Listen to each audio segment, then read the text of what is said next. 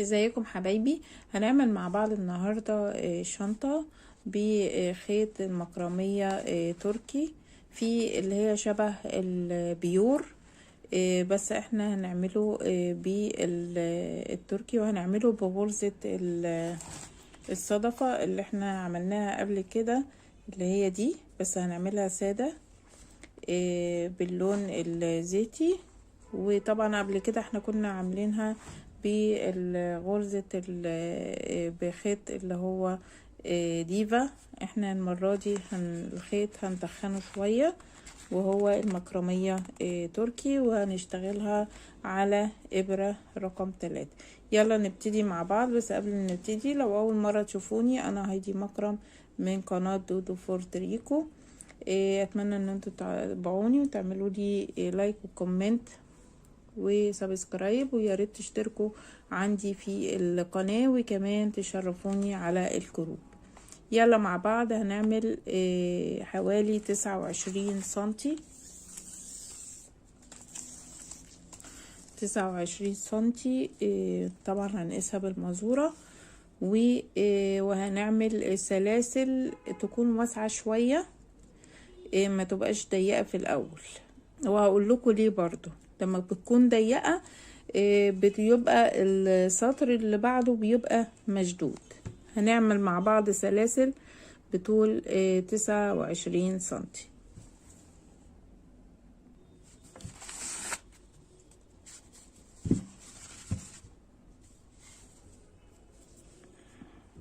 عندي هنا هلف كده بالشكل ده، وبعدين هعمل عندي السلاسل واسعة شوية. ليه بقى؟ قلنا لما بنيجي نعمل السطر اللي بعده بتحسي ان هو مشدود.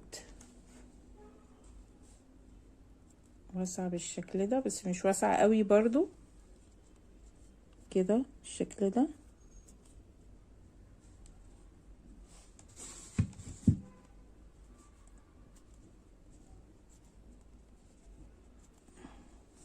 هكمل السلاسل 29 سنتي، ونرجع نعدهم مع بعض. عملنا هنا 29 سنتي، وطلعوا 41 غرزة. هنبتدي نرتفع بسلسلة بالشكل ده، وبعدين هنسيب اول واحدة وندخل في تاني واحدة ونعمل غرزة حشو. هنعملها، ممكن نعملها من الناحية التانية من اللوب الخلفي. هنقلب عندي سلسلة كده وهندخلها في الجزء ده كده من ورا. 1 2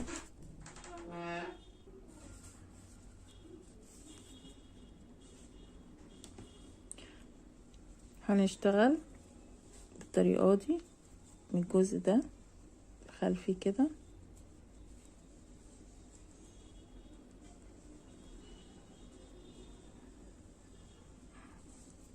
وهكمل بقى لغاية اخر السطر.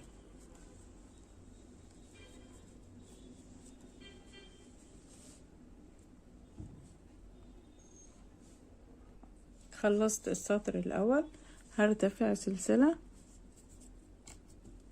واقلب عندي الشغل، وهبتدي اشتغل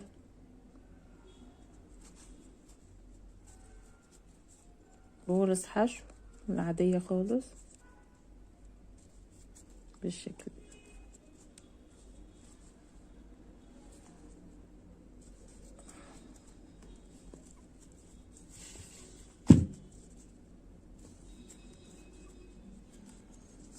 وهكمل بقى بقية السطور لغاية ما اعمل 8 سنتي كده. خلاص عملت 8 سنتي. هو ممكن 8 وحاجة بسيطة يعني، بالظبط يعني او زي ده مثلا 8 وربع، حسب ما يطلع معاكو. اقرب حاجة ليها 8 سنتي. وعندي هنا الطول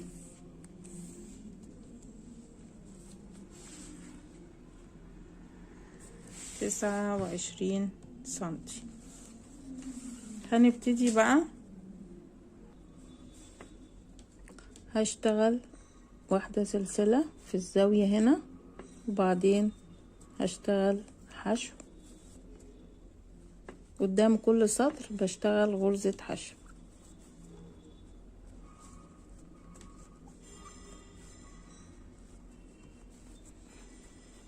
بالشكل ده قدام كل سطر.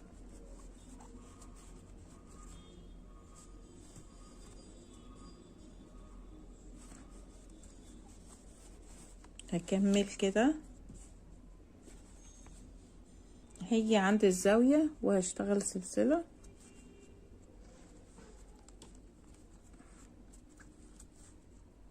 وهكمل عندي لغاية ما ألف لغاية الآخر. ألفه كده كله بقى حشو. هاجي عند الزاوية برضو هعمل سلسلة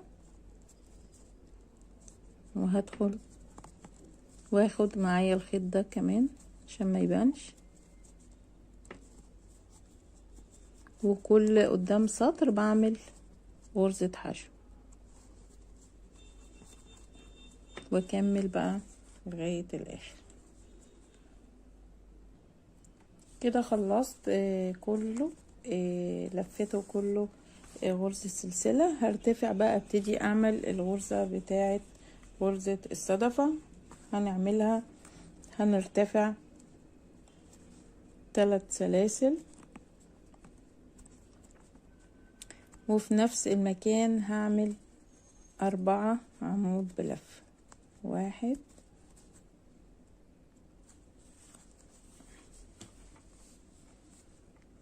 2 3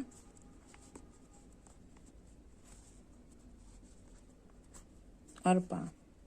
طبعا هنا محسوب عندي السلسلة اللي انا معملاها يعني 5.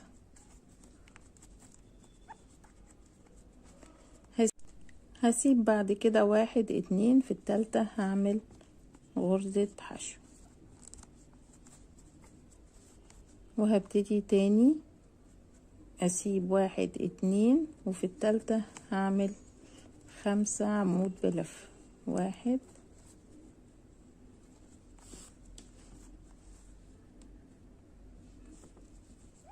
2 3 4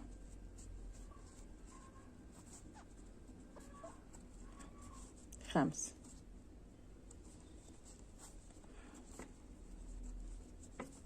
هسيب 1 2 في التالتة اعمل غرزة حشو. بدأت تبان عندي المروحة اهي.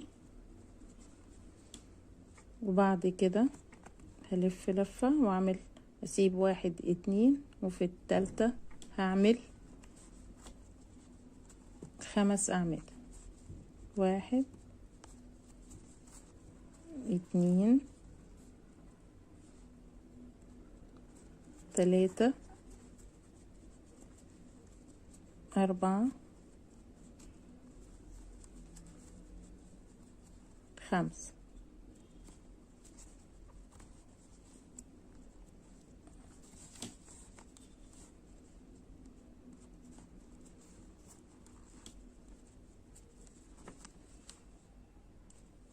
هسيب 1 2 في التالتة هعمل غرزة حشو.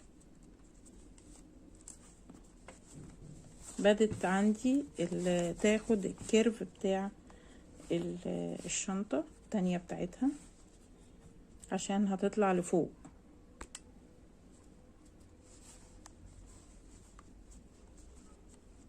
هعمل تاني اسيب 1 2 وفي التالتة نعمل 5 عمود بلف في نفس المكان. ادي 1 2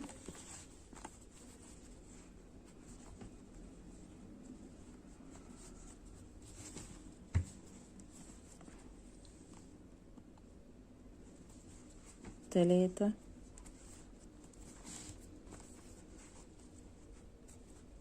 4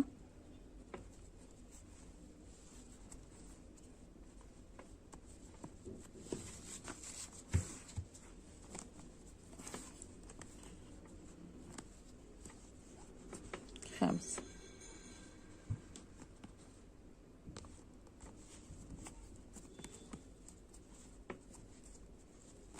وهسيب 1 2 في التالتة هدخل اعمل غرزة حشو، وهكذا بقى لغاية هكمل بقى انا وارجع لكم في السطر التاني.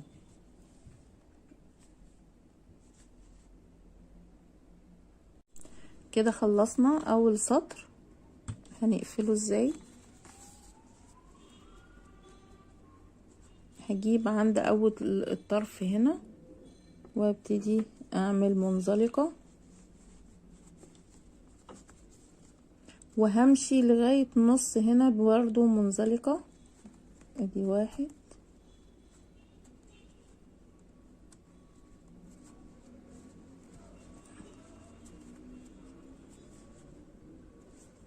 2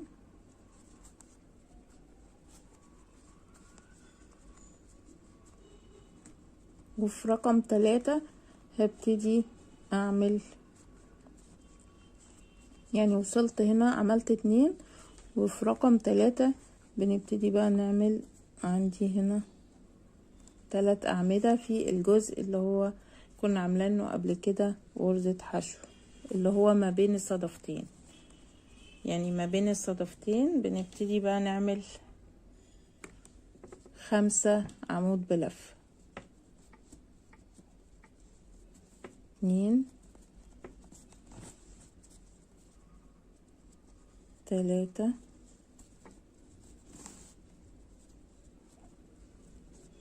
4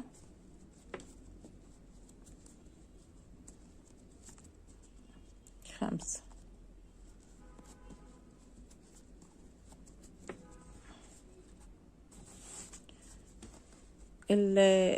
الصدفة اللي بعدها هنعد 1 2 وفي رقم 3 هعمل غرزة حشو. يبقى انا باجي في الجزء اللي احنا كنا عاملينه هنا غرزة حشو وبنعمل فيه صدفة كمان. ده السطر التاني. هنا في الالوان ممكن تكون باينة شوية.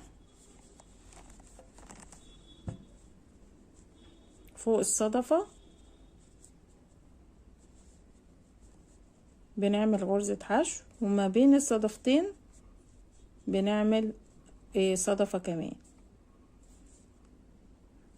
يبقى كده هنكمل بقى كده تاني.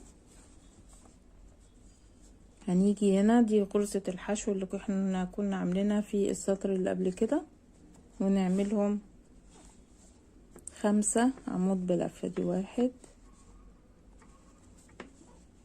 2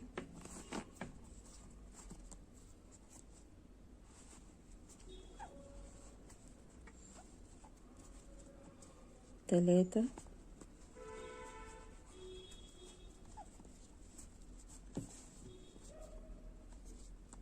4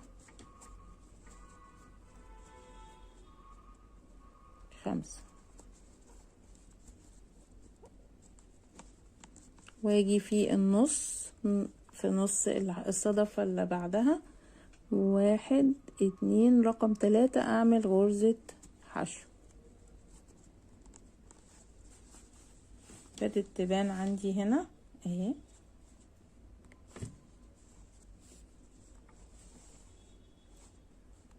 دي صدفة، ده السطر الاول، ودي السطر التاني، دي الصدفة التانية. هعمل بقى عند غرزة الحشو الاولانية برضو اللي احنا كنا عاملينها في السطر الاول، هنعمل 5 عمود بلف. دي 1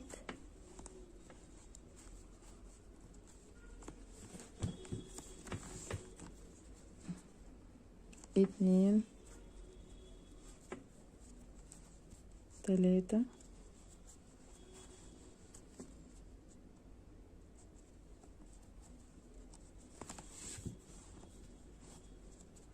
4 5.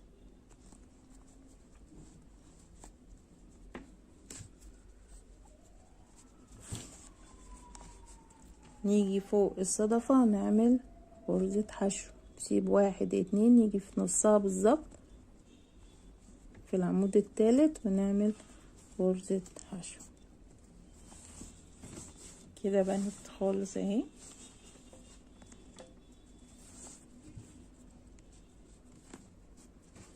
هنكمل بقى بالطريقة دي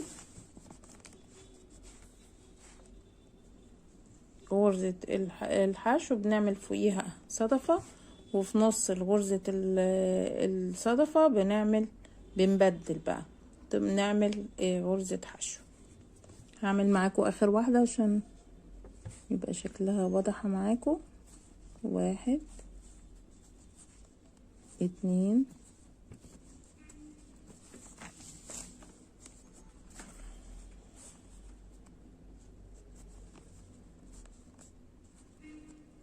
3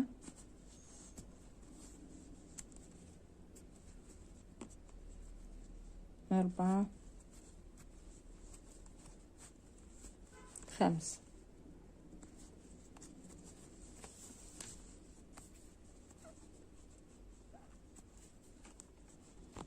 وبعدين نيجي عند نص غرزة الصدفة بالظبط ونعمل غرزة حشو.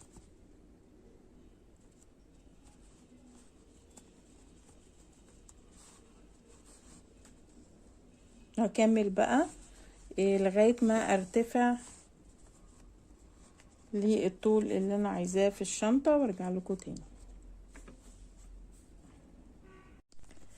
ورجعت لكم حبايبي بعد ما اشتغلت شوية. طبعا انا كنت اشتغلت هنا في الاول السطر الاول، وبعد كده في السطر الثالث اشتغلت سطر باللون البيج. حبيت ادخل لكم برضو الوان عشان ممكن الشنطة دي نعملها ببواقي الخيوط، هتبقى شكلها حلو جدا. لو دخلنا فيها كمان لون ثالث هتبقى جميلة جدا. زي دي مثلا لما احنا مدخلين 3 الوان مع بعض فالالوان بتتبادل، يعني ممكن الكحلي بعدين ابيض بعدين احمر، كحلي ابيض احمر، فهو بتدي شكل حلو قوي. هنكمل طبعا. انا كملت معاكم هنا اللي دخلت البيج. طبعا لما باجي ادخل لون تاني بربط الخيط في نفس المكان اللي انا بديت منه زي ما انتوا شايفين كده اهو. بنربط الخيط نفس المكان اللي احنا بدينا منه ونشتغل. يعني لو انتوا ملاحظين هنا اشتغلت، هنا دخلت اللون البيج وبعدين رجعت تاني دخلت اللون البيج فوق الزيتي. طبعا لو عملتوها بكذا شكل. انا كنت الشنطة الاصلية اللي معمولة بيها بالخوص، ان كنت ناوية اعملها بالخوص بس ما لقيتش الخيش سوري اللي هو معمولة بالخيش، ما لقيتش الخيوط الرفيعة اللي هي عاملين بيها دي، لقيتها خيوط تخينة وخشنة كده. فانا حبيت ان انا يعني اعمل المكرمية القطن دي حلوة وملمسها ناعم، مش هتضايق الواحد وهو شايلها. الخيش ممكن بيضايق شوية، في بيشوك، فممكن ما يبقاش حلو يعني. فخيط المكرمية حلو برضو متوفر عندنا، وكمان بنلاقي منه الوان كتير. وطبعا في نوعين زي ما انا قلت لكم، في اللي هو البيور وفي النوع اللي اسمه تركي زي ما قلت لكم في اول الفيديو. طبعا هنا هنكمل بقى عادي خالص، انا حبيت اوريها لكم بس وانا بشتغل في النص. هنكمل لغاية ما نوصل للطول اللي احنا عايزينه. وليكن مثلا طبعا مش بنقيس من اول هنا، بنقيس من اول الشغل. هي مفروض كده هتبقى كده.